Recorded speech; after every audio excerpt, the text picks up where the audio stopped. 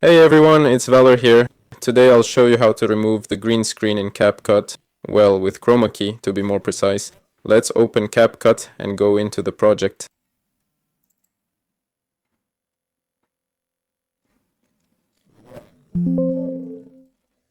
Select the video where we want to remove the green screen.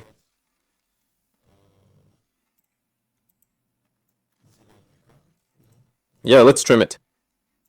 So here we have my face. We press the Remove Background button. We press Auto Remove and the process begins. There's also a Chroma Key option here. So this is if you have a perfect green background, yeah, right there. And then it will work. There we go. Let's wait.